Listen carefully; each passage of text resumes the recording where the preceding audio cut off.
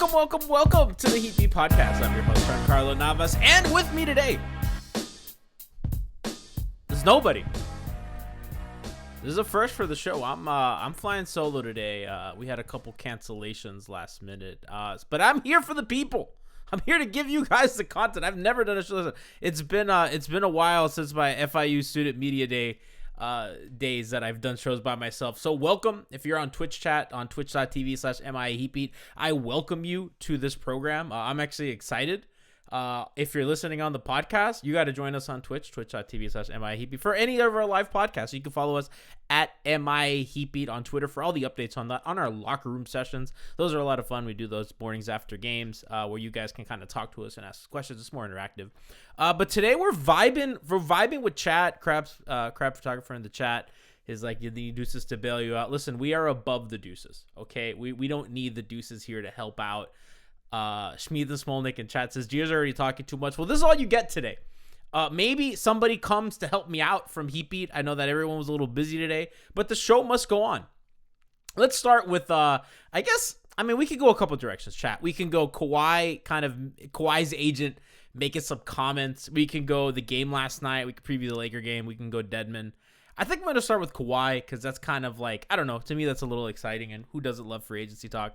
Kawhi said his agent or his representative or somebody in his camp Kawhi Leonard would absolutely be interested in joining forces with Jimmy Butler and Bam Adebayo in Miami. Joining forces.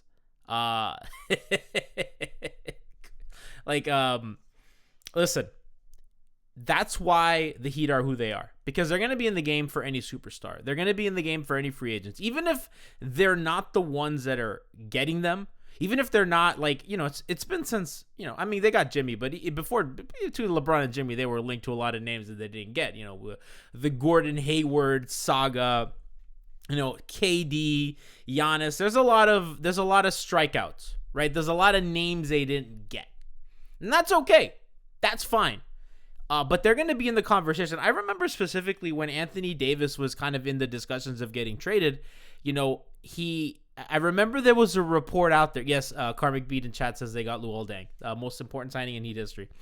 I remember when the AD thing was going on, and somebody in AD's camp said, well, if Miami had the cap space, this would be a different situation, right? Because they could get in, because they're a desirable franchise. And I think as an organization, as, a team that's always trying to win, they're never playing for a lot. Very rarely do they play for lottery balls. You kind of have to hope to give yourself a chance to get in that, you know what I mean? To get in the conversation for a star, to be desirable so that you can move heaven and earth to make them be here. Jimmy Butler wanted to be in Miami. And when he was in Minnesota and those trade talks fell apart, eventually he got to Miami. Paul George wanted to be in Los Angeles. It took a weird way to get there, and it wasn't the Lakers, but Paul George ended up in Los Angeles. Guys go where they want to be for the most part. And if the organizations are willing to play ball, they're going to get there. And I know that the Kawhi shot it down, or there was some report that I think Sam Amico or Sam Amick, I get the Sams confused, were like, oh, okay, well, Kawhi's probably going to stay. Very likely he's going to stay. Of course, right? That's the damage control that you do. But listen, if they have a flame out in the first round of the playoffs, Denver just kicked their ass.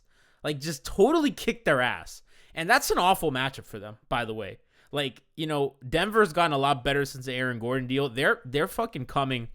And that Clipper team, the way that they switch and the way Jokic is able to really attack those soft spots of their switches, and just Denver's on fire right now. So there's a lot of teams in the West that are really scary for the Clippers. So, if they strike out, if Kawhi has two straight, second round exits, in Los Angeles, and if he looks down his bench and he sees that his second best player is Paul George, and it's just not working for him. Listen, we saw what Jimmy Butler can do, and I'm sure that that's attractive to him, and playing with Bam and get him on a maintenance plan where he's not. I mean, Kawhi's playing a lot more than normal this season, but they have to. The Western Conference is tough. And they're not as good as they thought they'd be, and they're all capped out, and they really can't get better, and they have no picks to trade, and it's not a great situation for them right now in terms of kind of improving. So that's something to monitor. We've said this on this podcast before. Like, that's a guy that is going to be a free agent, and I don't think it's so certain. And this is not reporting. This is just like kind of being speculative. That that he's gonna sign for sure. And if they're gonna be in the mix, that's gonna be incredible. Dark Province in chat asks, how will Dedmon impact the team? So I want to move on to that because he's interesting to me for a lot of reasons. So I thought last night was probably like one of the games that you point to and be like, Dedmon could have really helped out. The Heat, when they play bigs, Eric Spoelstra teams have done this forever. Let's go back to the Roy Hibbert days when the Heat were playing the Pacers and they were like clearly smaller team. And that's even without Chris Bosh, right? So like even going back even further to the second round series when Chris Bosh got hurt in game 2, it was like a Mother's Day or something. I'll never forget that. Worst Mother's Day ever. Having brunch at my house and Chris Bosh goes down. It's like an afternoon game. I'm like, oh God, it's all over.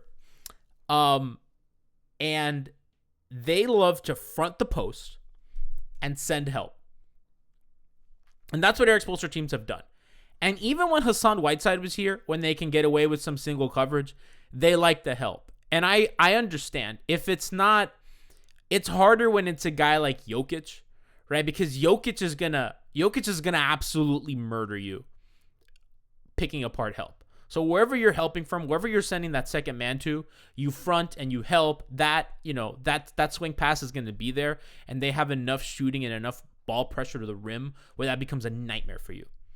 A team like Philadelphia doesn't have that, right? So if you look at last night, Valanciunas, a lot better passer out of the post than Embiid. Embiid has a negative assist to turnover ratio. I think that's like one of the most important things when we talk about how the Heat are going to defend him. And Dedmon is going to give them another option. They're going to give them another body to throw at. They're always going to send 2. They're never going to give Embiid single coverage, ever. And Dedmon's just another body that you throw at him. And I think that when you're a team really legitimately trying to win a championship, the Heat are not just trying to, okay, let's get to the second round and we throw confetti. That's not how they work. That's not how they operate, especially given Jimmy's clock. They're trying to win, and they need to understand that. They understand that they have to give as many looks as they can to Eric Spoelstra. How many different lineups can we give you? Because I think the way the Heat want to play is pretty clear, right? They want to play with one big and then a wing at power forward, whether that power forward is Ariza, whether that's Jimmy, or whether that's Andre Iguodala. And then they want to play with shooting everywhere else on the floor, because Andre is not really a shooter, neither is Jimmy. So you want to surround, those guys with shooting, and then you're one big, whether it's Bam or Bjelica or Dedmon or whatever. And that's how they're going to play. And that's how they want to play. And by adding Dedmon, you give Eric Spoelstra, wait, now I can play 2 bigs. Now I can do some funky stuff. I can play Bam and Dedmon together if Dedmon's going to be a floor spacer. Now, Dedmon was in the mid to low 20s last season in Atlanta and in his last season in Sacramento. So, that's not... the last time he played basketball wasn't good. And he hasn't played in a year. And the last time we saw him play, it was bad. We're 2 years removed from good Dwayne Dedmon. So I would approach this with caution. Heat expert in the chat says Dedmon will have zero effect, end of the bench guy. There's only a case of emergency. And that's kind of what I agree with. Curtis Hero says Dedmon gives another body to throw at Embiid. I agree with that. And I kind of think that that's going to be his role. Dark Province says, I don't think Achua in the rotation once Dedmon gets here, though. And I think that Precious is going to get his time. I think that Bam will miss some games down the stretch. There'll be things that are happening. And they'll kind of patchwork together. I think that for sure Precious is going to get some time. He can play with Dedmon. He can play with Bjelica. Oh, look at that. We have Franky. We're welcoming Franky, who was tardy. Thanks for sending some help. Listen, I've been riding this solo. How you doing? I'm good, man. How about you? Listen, we're going. I've never done a solo show. We went 12 minutes. Chat, how would you say that went? Can you tell me, how do you think my solo show went? I was a little nervous, I'm not gonna lie. I had to ramble. Frankie, I'm good at rambling. I had to bring it. Smeethan says, "Damn it, Frankie, we were enjoying watching G drown. Was I drowning? Was it drowning, chat? Would you say it was drowning? Okay, Heat Expert says it was good, actually. Okay, good. I trust Heat Expert. He's got good judgment. There we go. So Frankie, we were talking about Dedmon and kind of the different looks that it could give Spo. It can kind of give him a chance to play 2 bigs it could give him a chance to play. One big, I don't think he'll have like a super huge effect. Curtis Hero said solid rambling. I'm kind of curious, like, what do you think his role is going to be? It's tough to exactly determine it. If we get the 18-19 Dedmon that could hit 38% from three and could rebound at a pretty decent clip, he could be a solid big in the rotation and take a lot of pressure off of Bam and Bielitsa, especially Bam. But last season he was awful. He was dealing with a lot of injuries. So we're hoping we see the former and not the latter. And a guy who can just fit his role, set good screens, get our guards open and downhill, and can hit a couple spot ups and rebound. We're not asking him for too much. He's got 6 fouls to use against Joel Embiid, 6 fouls for LaMarcus Aldridge, for Fat Boy, like you like to call him. They don't have to guard Fat Boy. They don't have to guard Fat Boy. Just give him 6 fouls, spread them out. Give a hard foul to Harden, give him a hard foul to Durant. Spread them out. He's just elbows. He's just elbows and torso. That's all I want. And and if you look at him, he looks like he can fix your radiator. So 100%. I feel like Jokic also looks like he can fix your radiator. Jokic is definitely the one that's gonna haggle you about the price, though. Jokic looks like the world's best mechanic. Like, Jokic looks like he will fix the shit out of your like Nissan Sentra. He looks like an uneducated engineer. Like he never went to college, but he knows how to get shit done. He's got that goodwill hunting. Yeah, Jokic. He's got that goodwill hunting. He's so fun, man. We were talking before you got here how I don't think Embiid's gonna face single coverage in a playoff series against the Heat. I think even if Bam's on the floor, I think they're gonna send help and they're gonna scramble and rotate. So I don't think Dedmon is going to be here to just be on an island against Embiid, but he's certainly going to be here to kind of give the help a chance, right? And I was saying how like Jokic he's so fun to watch pick that apart. He knows exactly where the help's coming, and he flings impossible passes. I just love Nikola Jokic. We stand here on the pod. Did you see that there was a crazy stat on the timeline that Jokic is already passed to Aaron Gordon, the second most. Has already given Aaron Gordon the second most assists this season, and they've played 5 games together. That's insane. But that might be a product of like them running handoffs and then Jamal Murray taking too many dribbles for it to count as an assist, even though it's like kind of created by Jokic screening and it's just like finding him as a cutter and getting him easy looks and the Magic being shit, except against us. It's such a great. It makes so much sense, and him as a defender, he's like a legit wing that they could throw at LeBron and Kawhi, right? Like guys in the West don't like Royce O'Neal, right? Not big enough to guard LeBron, right? Jeremy Grant last year just wasn't big enough to guard LeBron, and Aaron Gordon really gives him that. I think the Heat are kind of really well equipped to guard that kind of player. I think that's like one of the most underrated things that they do. They have Andre Iguodala, they have Bam, they have Jimmy, and they have Ariza to throw at those. They can give those guys single coverage. They don't have to blitz Tatum. Now, you might want to because he's not the best passer, but like guys like Kawhi, guys like Tatum, LeBron, they can give relatively single coverage, and if the guard if they want to put a guard in pick and roll, then kind of hard show and let recover. That's like one of their sneaky best skills, and that's like one of the most important things in the playoffs, to be able to guard that specific kind of player. Yeah, and everybody else that you mentioned, including who you mentioned, and it's not even including Depot in there. But you have all those guys. Depot can't guard power wings. No, but I'm saying just positive defenders. Yeah, he could probably guard like a Paul George. Yeah, like guys not gonna punish you inside. You. Yeah, like even Jaylen Brown. That's I think for kind of conference sake. Chris Middleton, although Chris might have a little too much size and a little. Anybody who can't dribble, I want Depot on him. Get under them. I would see, I would trust Depot on Drew Holiday, even though Drew has a little length on him. I think that Depot's just like, he gives you your best chance. Drew's, by the way, been absolutely just a monster in Milwaukee, just absolutely shredding the league. I mean, he's become their second best player. Sorry, Nikias. I love Chris Middleton. Sorry, Nikias, but like Drew's been outstanding for them. The shooting's been good. The dribbling's been good. That's a good team. I'm excited for the playoffs. I know that it's kind of weird talking about a loss. I feel like pretty good about that loss. The way that it felt kind of anomalous because Yeah. they and I mentioned this. I was on Alex Zano's radio show earlier today, and I kind of referenced what Nikias. I don't know, remember if he tweeted this or said this in the chat, but he said that the Heat kind of forced Memphis into a good shot profile because like Memphis usually faces drop and they just do like dumbass floaters or mid range jumpers, and the Heat by switching everything and trapping really kind of force them into like really in rhythm threes, which I thought was like really funny. And they're just like piss poor shooters. It was a weird game. I don't know what the fuck happened. I think we can talk a little bit about that, about how.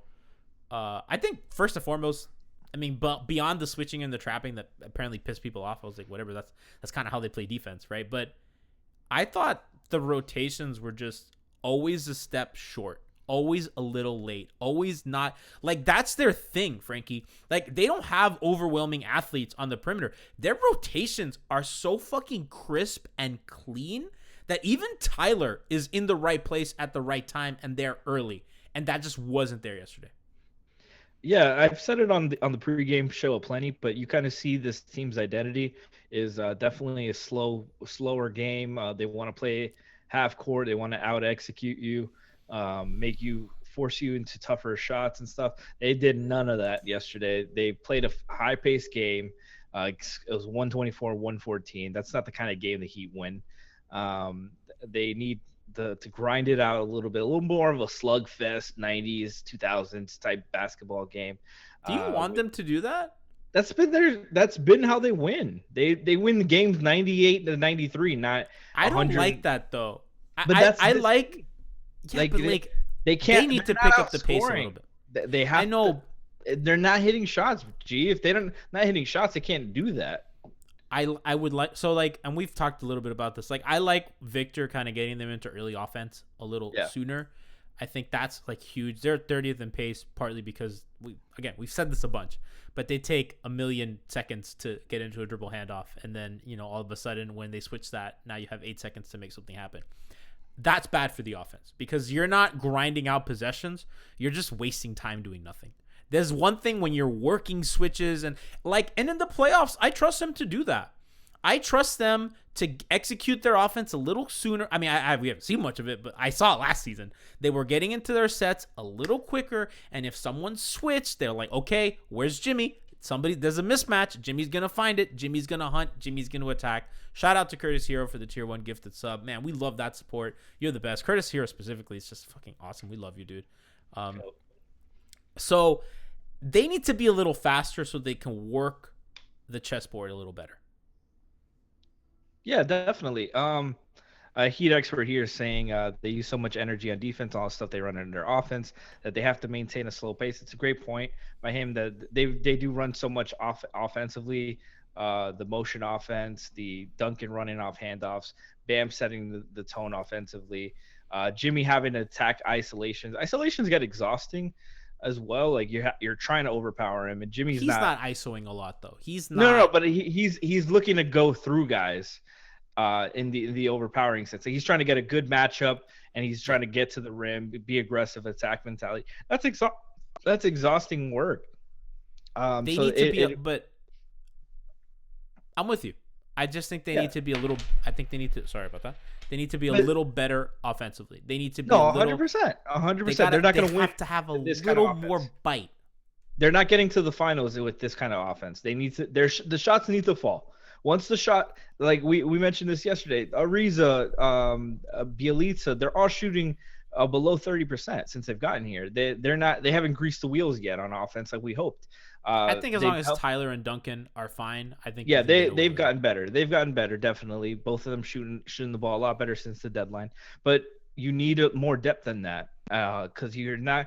Those guys are both negatives defensively. They're going to be hunted, and they need to grease the wheels a lot more than that. They're not going to be scoring 30 points a game in the playoffs. They need to grease the wheel. You need other guys greasing the wheels for you. You need Goran back. You need Depot to hit open shots, Ariza to hit his open shots, Bielitsa to space the floor. You need those guys to hit those shots so these guys can go downhill, and that when the defense collapses, you can kick it out and make them pay. Otherwise, they're just gonna keep collapsing on the defense, and nothing's gonna happen. Just 2011 finals all over again. The best version of themselves is a team that can make the finals. Whether we ever see that or not, that's a different question. But at their best, at their peak, when they're operating at like the capacity that we know that they can, we have not seen that yet, though. Yeah, we need a greasy situation. We need a greasy. No, definitely. I'm putting part of this on you. You have not once called Trevor Ariza or Bielitsa mediocre shooters. Because they're good. No, but this is what happens, G.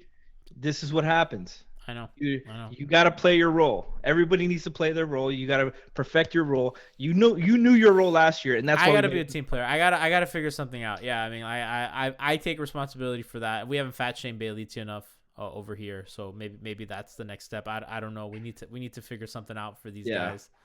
We need to try something out. Work the offense, apply some different strategy. We're going with this. We're not making adjustments, and that's on all of us. Honestly, starts with you though. Starts with me, then ends with Spo. Yeah, absolutely. Just totally, just the top to bottom. I like Victor lately. I think yesterday was kind of good because, and I saw 5 Reasons tweet this out. That if anything to take from this game, it's that Victor trusts his body, and I think that's a great takeaway. That if that's what came out of that, I'm okay. And if it's a process because they are a new team. They are a wholesale different team than they were prior to the trade deadline for a couple of reasons. Because Duncan and Tyler are playing well again. I mean, Duncan was always playing well, but like Duncan is elite again. Now he's shooting well again.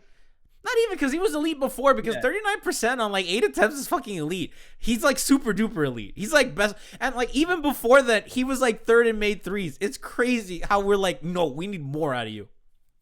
He's kind of back to form. Tyler has done some soul searching, has found something.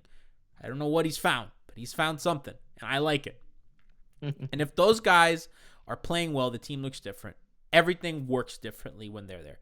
Oladipo is not an easy piece to incorporate on offense. I think on defense, it's looked good. On offense, it hasn't, and that's a work in progress. Similar to Jay and Andre getting here and them changing the defense, it wasn't good right away. If you remember, like that switch scheme was getting absolutely torched in the beginning because like Jay didn't really know where to stand and the help wasn't really good and like they didn't figure that out. Eventually they got there. But this is a work in progress, right? This is a work in progress and Goran's not really 100% right yet. That's another thing I want to get to. I was watching some Goran film today on Instat. That's like my new favorite thing. Oh God, I love Instat so much. I was watching every possession Goran's had off handoffs going to the basket because that was a huge part of their offense last year. Something that they would do is have Goran come off a screen into a handoff and then have Bam roll. And then if Duncan's screening or Jimmy's screening, you have either Jimmy rolling or Duncan flaring and then Bam rolling. So you have all this action going in and out of the paint, right? So you have this perfect synergy, this perfect motion offense with Goran as an elite finisher with a head of steam going to the rim with a lob threat and a shooter. That's optimized. It was optimized, and then the bubble, it was fucking torching people. And that hasn't been there this season. Goran doesn't have the zip. The shooters were not providing the spacing that they needed. And those two things combined has been disaster. Smith the Smolnik says G gets so horned up from Inside that he has to log in through incognito mode. Listen, did you not see yesterday? They did it again. They did the horns thing again. They ran horns with Jimmy and Tyler. So for those of you who don't know, I did a little video analysis. I put on my little Nikias Duncan hat and I analyzed the play in which Jimmy Butler was screening in a horn set with Bielitsa. And what a horn set is with the ball handlers at the top of the key, you get one guy on the left and one guy on the right screen, and one of them pops and the other one rolls, right? It's a really common basketball play, and it's like really cool stuff. And what Eric Spoelstra has done for many years, going back to the Big 3 days, is he would have guards screen and horns, because traditionally you want your bigs doing it. So in the Big 3 Heat, it would be like Chris Bosh and then Shane Battier, right, as your 4 and your 5. And then Battier will roll and Bosh will pop. But obviously Battier sucks as a roller. And Bosh was not like an elite 3-point shooter yet at that point. So what they did was they would have like Ray Allen and Dwayne Wade screen and horns. And then Ray Allen was flaring and Dwayne Wade was rolling. And now you have LeBron James put in a pick and roll with 2 guards right in front of him. And those guys are just like literally that's no resistance. Whoever's guarding Ray Allen is just not giving LeBron any resistance, and whoever's guarding Dwayne, same thing.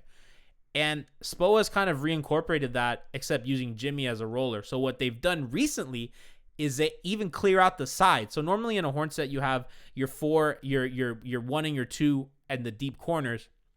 What Spo has done, he kind of vacates the corners and they run like a 2-man game. So like Duncan and Ariza will run something and like Duncan will curl off Ariza screening while they're running the horns action. So they empty out the corners and they have Duncan kind of moving up. And what you have is Jimmy rolling into massive amounts of space. And it's been like really successful. And they did it again last night. And they got a free layup because, of course, Goran is a good decision maker, Jimmy. So that's something you guys should watch for. And I'm sorry I'm rambling again. I get excited for horn sets. I mean, it's cool. I love it. Brass Jazz in chat says, you plug Stream Beat yet, Franky? Horny for horns. No, I haven't plugged Stream Beat yet. Moose isn't here yet. Nikias is ignoring Stream Beat. This is just a mess. I saw that you're one of your guests, Adnan Verk, is now doing something with the Levitard Pirate Ship. Yeah, you just joined Meadowlark. You see what happens? You join us for an episode of Stream Beat. You get an upgrade in the pay and the raise and your job and your exploitation. Like this is what Stream Beat can do for you. Stream Beat's a career launcher. Not that Adnan Verk needed your help, but it certainly helps. By the way, if you guys are listening to this or you're listening to the pod and you missed last night's Hangover Time, our post-game show hosted by Alphonse Sidney, aka Alf954, aka my Heat Twitter president. We had Mike Ryan on from the Dan Levitard show with Sugats. And Mike is an old friend of the show. Mike's OG Heat Twitter. Awesome dude. Check that out. The replay's on YouTube, or if you listen on the pod, listen to the pod. Mike took an on-air swipe at the Deuces Podcast Network. Oh, God, it was glorious. He attacked Dos Minutos repeatedly. Is that not funny? Let's pause from the basketball stuff for just a second. Give us 1 second to self-indulge in Heat Twitter lore. That was that was so inside Heat Twitter, but that goes to, Mike's legitimately a very known, famous person in sports. And the fact that he is on our platform talking shit about the Deuces Podcast Network made me so happy. It made this all worth it. It was the Deuces and Straight Rich for me. He came out swinging on both of them, took all the swipes all the way down. It was like watching LeBron get a mismatch in the playoffs like he wanted and just making that guy get off the floor. It was just a matchup nightmare for the Deuces network. And this is why they had to hire Isaac and not hire anybody else. He's an embezzler. He's completely an embezzler. They don't know what they're doing over there, and I'm glad somebody's finally called them out. Brass in chat says Deuce is probably my least podcast network ever. And listen, he's right. Okay, real quick, because we're not doing a very long show today. We've done a lot of content this week. We had Hangover Time. We did a locker room session, which covered a lot of this stuff earlier. By the way, if you missed a locker room session, go to our Patreon page, patreon.com/Miami Heat Beat. We have all sorts of goodies. We're planning our next watch party soon, so get involved with that. We have all our newsletter that's coming out this week. Tons of fun stuff going on in the Patreon, so join that. Franky, I want to talk a little bit about the Lakers because I saw that. Hold on, you were talking about Goran and then you went off on a tangent about the horns. Well, what was I saying about? Oh yeah, I watched a ton of Goran film. That man is not walking through that door. They're not getting that Goran. That Goran is gone. He doesn't exist anymore. I absolutely love how we give you takes. I know. It's all of us. Every single one in the group chat gives Alf, you takes. Tiff, Siobhan, everybody. Chris, Brass, everybody says this, and you take months of denial. I know, months. And then you finally come along, you're like, holy shit, you guys were right. Yeah, all the time. It's jarring, but you watch the possessions in the playoffs, and you watch them now, and you're just like, no, this is not the same dude. This is just not. Goran was legitimately a top 10 player in the playoffs.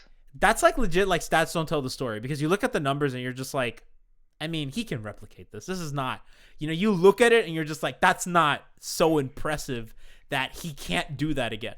Because it's not like he was shooting the lights out or anything. He was shooting 40-something% from the 3% from the field, 38% from three. It wasn't anything jarring. Yeah. 19 points a game. You watch what he was doing. The purpose and the force in which he moved is just different. King Jack 23 in chat says Goran's gone, bro. Kind of. He's kind of gone. And if he's not going to be the same, if he's going to be your sixth best option, I'm not feeling too good about that unless Depot and Tyler become something that I don't think they will be. Yeah, I don't feel so good, Mr. Riley. I don't feel so good, Mr. Riley. Like that's to me what. Yeah, Brass says don't bother playing Goran until the playoffs. I disagree with that for a couple reasons. He needs to build chemistry with the guys on the court. And I do think that they should rest him and have a maintenance plan and a minutes maintenance plan.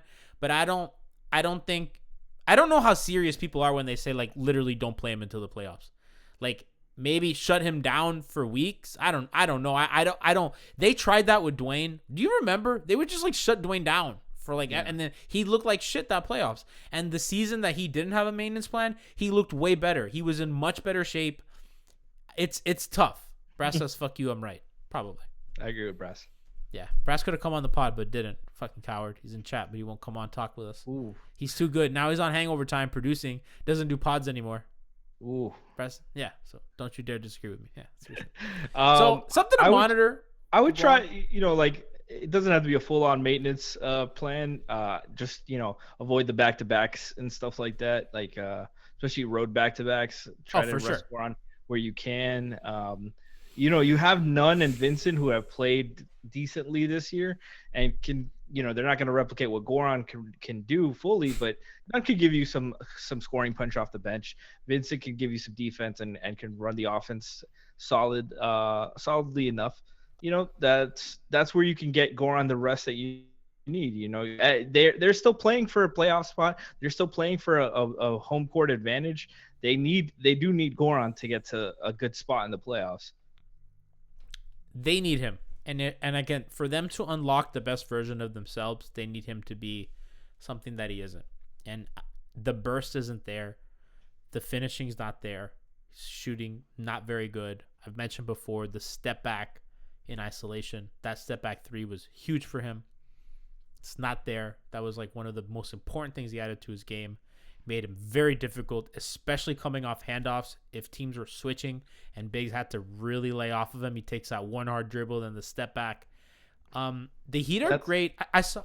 No, go ahead. No, that's what they were missing in the finals. They had no pull-up threat, so that they could run drop all day, and Tyler wasn't making them pay, and that's it. That the on-ball offense went dead because Goran was hurt, and Nunn scored a little bit, but he wasn't the playmaker that Goran is. So. They would live with the results. So I saw a video today of a guy named Samson Folk. I retweeted on the Heatbeat account. And what he had a really great quote where he says, Miami attacks space so diligently. And I'm like, that's such a great way to describe how the Heat play offense. They attack space. They leverage shooting. They leverage their spacing. And they leverage their movement to get to soft spots of the defense with like just really relentless effort and movement. It's exhausting to watch Tyler and Duncan Robinson play.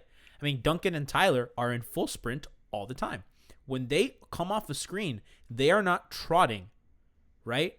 They are in full sprint. And that's not... Watch other teams. Watch other teams run that. Listen, nobody's running shit in the NBA that like nobody else runs. Everybody runs the same stuff.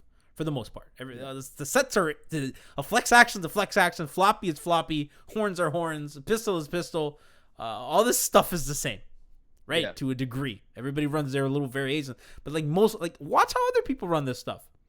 Those guys don't run with the same force that they do, and it's relentless and it's exhausting. But I thought it was such an eloquent way to put it that they just attack space, they shift the defense by doing so. Because when Duncan and Tyler are hitting their shots and when they're moving like that, the defense has to give a shit. They have to care. They have to help. They have to switch. They have to double. They have to do something because that guy can't beat you. Because those 3 points, and he will knock down 7 and 9. And we've seen it, and he's done it. And teams don't want that because that sucks. And when the defense starts shifting, now all of a sudden, now we're cooking with oil. You get Jimmy, you get Bam into those soft spots get softer. Those pull-ups get a little easier. Those drives to the rim, suddenly they're a step sooner. It's good. And that their offense can be that level of good. They need to click on all levels. Oladipo is a huge part of that because without Goran giving that rim pressure, I want to see them run Oladipo off more handoffs, kind of getting him downhill to the rim. It's not something I've seen too much of.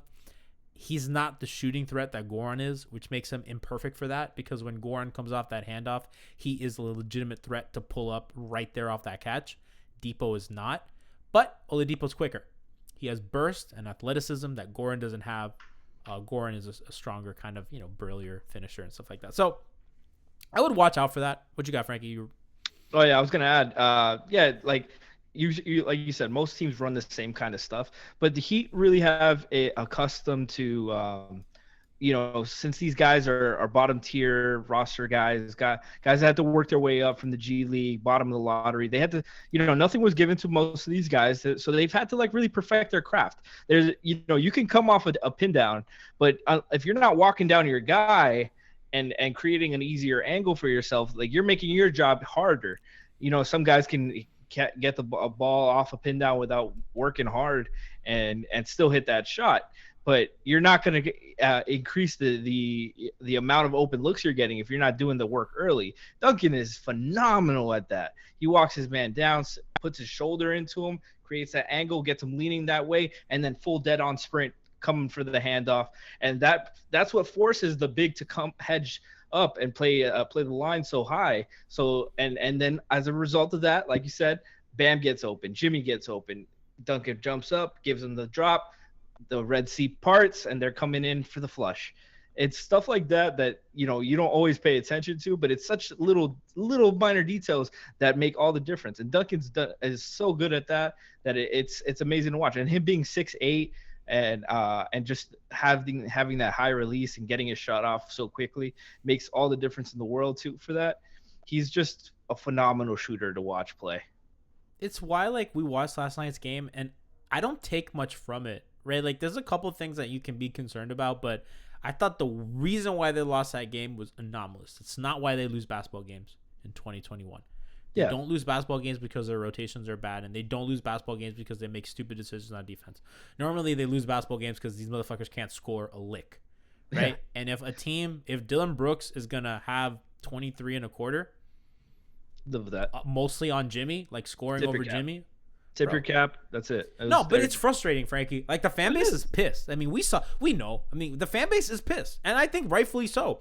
And double teaming and trapping fucking this Ted Cruz looking kid, I forget his name, Grayson Allen, is frustrating. You're like, why are they doing that? Why are they over trapping? Yeah, why are they over switching? It's totally valid and it's frustrating. You just like your head scratch, but the defense is not why they lose games, and they know. That coaching staff knows. They're all smart. This is a high IQ basketball team.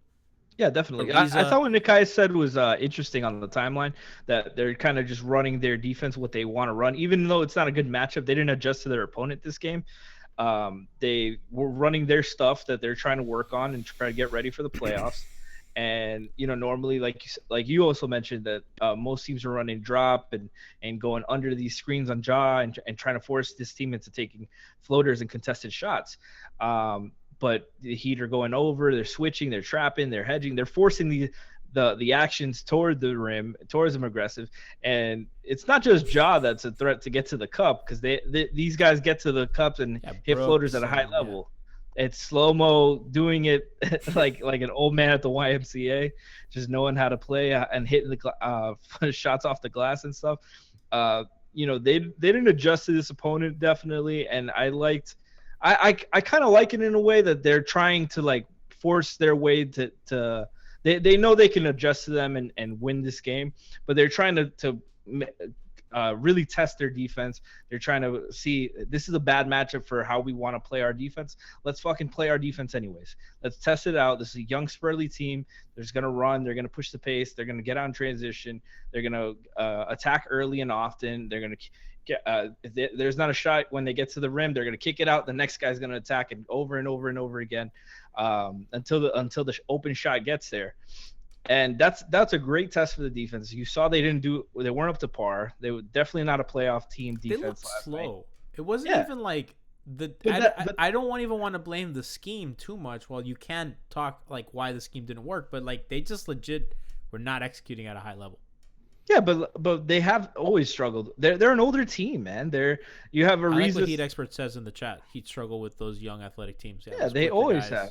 These guys. They're How old. many guys They're old. in the rotation are above 30? Like these guys. Remember, men win playoff games. Kids don't, and they don't have to Exactly. face those kids in the playoffs. Yeah, the Grizzlies are hanging a banner that they beat Andre Iguodala twice this year, and that's all they Good for can. them. Once he didn't even play the first game. Franky, the other thing I think, like, this is a good test for how they're going to guard Embiid, because they're going to defend like that. They're going to front and recover and rotate, right? They're not going to give Embiid single coverage. So I also thought it was like for them, like, okay, let's try this out and let's see what we got to work on before dress rehearsal. Yeah, literally. And the Grizzlies don't have as many shooters as Philly does. They hit way too many shots, dude. Get the fuck out of here. I saw No, a stat, no, they but hit like their first 10 of 11 corner threes. Fuck out of here. No, but normally they don't hit. They're not. Yeah, that's what I'm saying. Yeah, they don't. They suck. Like they have guys who can hit a shot, but they don't have a lot of shooters. It's Desmond Bane.